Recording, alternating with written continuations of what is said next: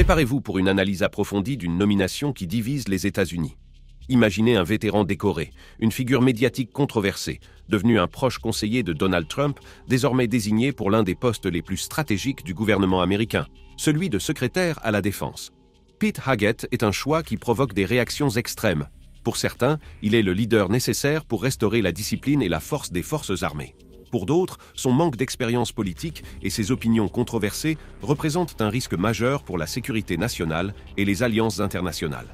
Dans cette vidéo, nous allons découvrir qui est Pete Haggett, les raisons derrière son choix et les conséquences que cela pourrait avoir sur l'avenir des États-Unis dans un contexte mondial plein d'incertitudes. Restez avec nous pour découvrir comment cette décision pourrait changer le cours de la politique de défense américaine et son impact sur l'équilibre géopolitique mondial. Le poste de secrétaire à la défense des États-Unis est l'un des postes les plus importants et influents du gouvernement américain, étant responsable de superviser et coordonner les actions des forces armées, y compris l'armée de terre, la marine, l'armée de l'air, les Marines et la force spatiale. Créé en 1947 avec la création du département de la Défense, ce poste va bien au-delà du rôle de principal conseiller militaire du président. Il est l'architecte des politiques de défense, allant du développement d'armes de dernière génération à la définition stratégique de l'envoi de troupes pour des missions de combat. Avec un budget annuel supérieur à 800 milliards de dollars, équivalent aux dépenses combinées des 10 prochaines puissances militaires mondiales, le secrétaire à la Défense détient le pouvoir d'assurer la supériorité stratégique des États-Unis sur la scène mondiale. Ce poste de leadership permet au pays de rester à l'avant-garde technologique et militaire, garantissant que les opérations soient toujours alignées avec les intérêts mondiaux et la sécurité nationale des États-Unis. La narration autour du poste est d'une grande importance géopolitique, présentant le secrétaire comme un acteur clé non seulement dans la défense du territoire, mais aussi dans la construction d'un réseau d'alliances et dans la projection du pouvoir mondial. Ces fonctions incluent des décisions qui impactent directement l'équilibre des forces mondiales en utilisant une approche qui mêle stratégie militaire et gestion d'une machine complexe et extrêmement puissante. En outre, le secrétaire à la Défense joue un rôle vital en période de crise internationale, agissant comme une figure clé dans la coordination des réponses stratégiques pendant les guerres et les tensions diplomatiques. Il est l'un des principaux interlocuteurs entre les États-Unis et leurs alliés, médiant et articulant des actions qui impactent la sécurité mondiale. Dans les conflits actuels, tels que la guerre en Ukraine et les tensions au Moyen-Orient, il décide de la nature et de la quantité d'assistance militaire envoyée aux alliés stratégiques comme Israël et l'Ukraine, établissant ainsi les paramètres de soutien qui façonnent l'équilibre des forces dans ces régions. En prenant ces décisions, le secrétaire influence non seulement le déroulement immédiat des conflits, mais envoie également des messages clairs sur la position des États-Unis sur la scène mondiale, démontrant leur engagement envers la stabilité et la sécurité internationale. Les occupants du poste dans le passé, tels que James Mattis, un général hautement respecté, et le général 4 étoiles Lloyd Austin, ont apporté des décennies d'expérience dans le commandement d'opérations militaires. Ces leaders étaient considérés non seulement comme des stratèges, mais aussi comme des figures qui ont façonné la sécurité nationale des États-Unis, grâce à une compréhension approfondie de la défense, de la diplomatie et de la géopolitique. Cette tradition a créé une attente selon laquelle le poste de secrétaire à la Défense doit être occupé par des individus ayant un solide historique dans des opérations complexes et une vision stratégique claire, ce que beaucoup considèrent essentiel pour le maintien de la stabilité mondiale.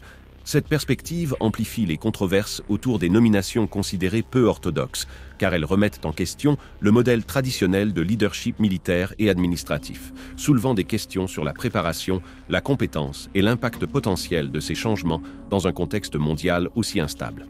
Pete Haggett est une figure singulière et multifacette, dont la trajectoire combine prestige académique et expérience militaire significative.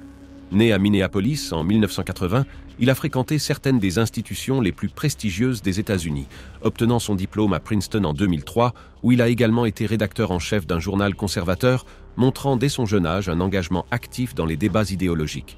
Plus tard, Haggett a obtenu une maîtrise en politique publique à Harvard, renforçant ainsi sa base intellectuelle pour travailler sur des questions de sécurité et de défense. Après sa formation académique, Haggett a rejoint la Garde nationale de l'armée où il a servi comme officier d'infanterie, étant affecté à de nombreuses missions en Irak, en Afghanistan et à Guantanamo. Dans ces missions, il a joué des rôles allant de la sécurité des installations aux opérations de combat, accumulant une expérience directe dans des zones de conflit et développant une compréhension pratique des dynamiques militaires dans des environnements de haute tension. Au cours de sa carrière militaire, il a reçu 2 étoiles de bronze pour son courage et son dévouement, renforçant ainsi son image de personne engagée et capable de faire face aux défis du combat, des caractéristiques qui soutiennent en partie son influence actuelle dans la sphère publique.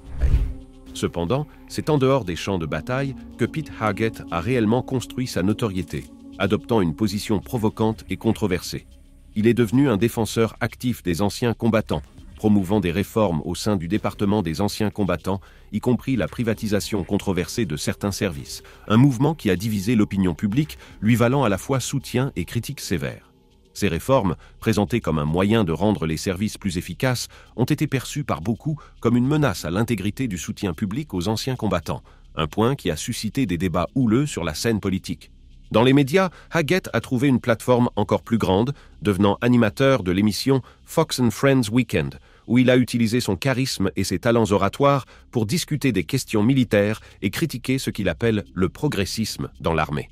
Son approche combative et critique l'a aidé à se positionner comme une voix influente parmi les secteurs les plus conservateurs de l'audience.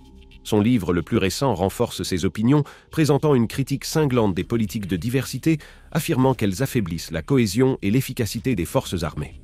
Haggett soutient que la priorité devrait être la létalité et la méritocratie, et non l'inclusion, une opinion qui, bien que controversée, trouve un écho parmi de nombreux secteurs des forces armées américaines, notamment parmi ceux gênés par ce qu'ils considèrent comme un excès de culture woke au sein du département de la Défense.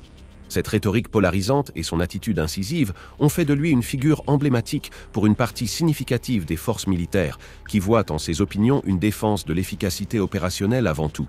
En adoptant une posture inflexible contre les politiques considérées inclusives, Haggett défie la narration dominante et se positionne comme un défenseur de ce qu'il considère être la véritable mission militaire, la force et l'efficacité, sans concession aux pressions sociales externes. La proximité de Pete Haggett avec Donald Trump a commencé pendant le premier mandat de l'ancien président, lorsque Haggett louait fréquemment Trump lors d'entretiens pour Fox News, soulignant sa vision de la sécurité nationale et soutenant publiquement ses politiques militaires. En outre, il agissait également comme conseiller informel, offrant des opinions et des suggestions sur des questions militaires de manière directe. Cette relation étroite l'a rapidement placé dans le radar de Trump comme un candidat potentiel pour occuper des postes importants comme celui de secrétaire des anciens combattants. Cependant, son manque d'expérience politique formelle a constitué un obstacle à ses nominations à l'époque. Aujourd'hui, avec sa nomination comme secrétaire à la Défense, Haggett suscite des réactions polarisées et passionnées. Pour beaucoup, cette nomination reflète une tentative de Trump de renforcer les liens de loyauté au sein du Pentagone en priorisant un alignement idéologique plutôt qu'une trajectoire traditionnelle en matière de défense et de politique militaire. Cette situation génère à la fois un soutien fervent parmi les partisans d'une armée plus conservatrice et de vives critiques de la part de ceux qui prônent un leadership militaire basé sur l'expérience administrative et opérationnelle. Pour comprendre cette controverse, il est crucial d'analyser les principales critiques auxquelles le choix de Pete Haggett est confronté. Historiquement, les occupants de ce poste possèdent des décennies d'expérience dans des postes de commandement militaire ou d'administration à haute complexité. Cette tradition établit un standard élevé, que beaucoup considèrent comme essentiel au succès du département de la Défense. Pete Haggett, en revanche, n'a pas d'expérience significative en matière de leadership dans de grandes organisations, ni d'expérience politique notable, ce qui, pour de nombreux critiques, fait de sa nomination un risque considérable. Le manque d'une solide trajectoire en matière de leadership stratégique suscite des inquiétudes quant à sa capacité à gérer l'un des départements les plus complexes et cruciaux du gouvernement américain, en particulier dans un contexte géopolitique aussi volatile et plein de défis. Pete Haggett est également largement connu pour ses opinions controversées, notamment en ce qui concerne le rôle des femmes dans les forces armées. Il a publiquement défendu l'exclusion complète des femmes des fonctions de combat, affirmant que la présence féminine compliquerait les opérations et compromettrait l'efficacité militaire, une position qui a suscité de vives critiques de la part des secteurs progressistes et des défenseurs de l'égalité des sexes. En outre, Haggett a fait pression sur Donald Trump pour qu'il accorde des grâces à des militaires accusés de crimes de guerre, y compris des assassinats de civils, arguant que de telles actions visaient à protéger des soldats ayant agi dans des conditions extrêmes. Cependant, cette défense entre en conflit avec les normes militaires qui visent à préserver l'intégrité éthique des forces armées. La posture de Haggett a été largement condamnée par les dirigeants militaires qui ont averti que ces actions pourraient affaiblir la discipline et ternir l'image des États-Unis à l'international. Cette combinaison d'opinions controversées et d'attitudes polarisantes a considérablement contribué à sa réputation en tant que figure défiant ouvertement les normes établies, suscitant à la fois un soutien fervent et une opposition véhémente. Un autre point de discorde est la relation étroite entre Pete Haggett et Donald Trump, qui soulève des questions importantes sur son indépendance en tant que secrétaire à la Défense. Pendant le premier mandat de Trump, le président n'a pas hésité à critiquer ouvertement le Pentagone et, à plusieurs reprises, a pris des décisions importantes sans consulter la direction militaire.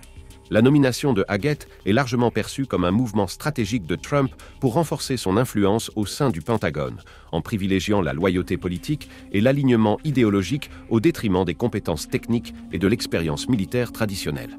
Cette perception intensifie le débat sur l'autonomie du département de la Défense et jusqu'à quel point les décisions cruciales pourraient être influencées par des intérêts politiques plutôt que par des considérations stratégiques fondées sur l'expertise.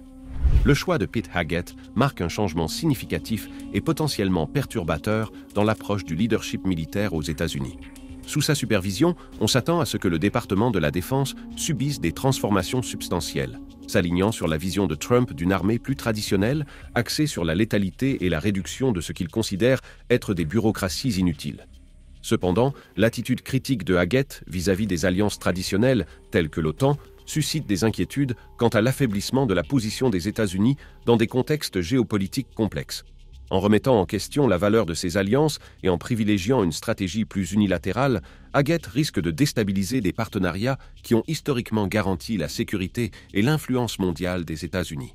Ce changement de direction pourrait créer des vulnérabilités stratégiques à un moment où la coopération internationale est de plus en plus cruciale pour faire face aux menaces mondiales. Au sein du Pentagone, la nomination de Pete Haggett génère déjà des divisions profondes. Les officiers de haut rang craignent que son leadership puisse intensifier les conflits internes, notamment en ce qui concerne les normes de conduite et les attentes en matière de discipline et de loyauté. L'approche assertive et peu orthodoxe de Haggett défie les normes établies et crée un climat d'incertitude, en particulier pour ceux habitués à une structure hiérarchique traditionnelle. À l'international, sa nomination est accueillie avec méfiance par certains alliés des États-Unis, notamment en Europe et en Asie, qui ont exprimé des préoccupations quant à la direction stratégique du pays sous l'influence de Trump. Les déclarations de Haggett, souvent critiques des alliances multilatérales, soulèvent des doutes sur l'engagement des États-Unis envers l'OTAN et d'autres partenariats cruciaux. Ce leadership de Haggett au Pentagone pourrait donc approfondir les tensions existantes, miner la confiance entre les États-Unis et leurs alliés et contribuer à un sentiment d'instabilité à un moment où l'unité internationale est plus nécessaire que jamais. Pete Haggett est, sans aucun doute, un choix qui polarise les opinions pour l'un des postes les plus cruciaux du gouvernement des États-Unis. Pour beaucoup, sa nomination représente un retour en arrière par rapport aux politiques d'inclusion promues par l'administration Biden, étant un signe clair que la nouvelle administration Trump cherche à renforcer une ligne de commandement plus conservatrice et rigide, alignée sur les valeurs traditionnelles des forces armées américaines. Tandis que certains voient en sa nomination une opportunité de redonner la primauté à la létalité et à la discipline opérationnelle, d'autres craignent que sa vision unilatérale et peu conciliatrice ne génère des fissures dans les alliances internationales et ne compromette la cohésion interne du département de la Défense. Sa nomination est donc un reflet des priorités de la nouvelle administration et de la tentative de renverser une série de politiques jugées progressistes et inclusives. Le véritable test sera sa capacité à affronter les complexités inhérentes au poste, tout en maintenant l'équilibre nécessaire entre la force militaire, l'éthique et la nécessité de la coopération internationale. Reste à savoir si Pete Haggett saura faire preuve de l'habileté et de la flexibilité requises pour un rôle aussi stratégique dans un contexte mondial rempli d'incertitudes. Seul le temps et les circonstances pourront répondre à cette question. Et si vous n'êtes pas encore abonné à la chaîne, abonnez-vous dès maintenant et activez la cloche des notifications pour ne manquer aucune nouveauté.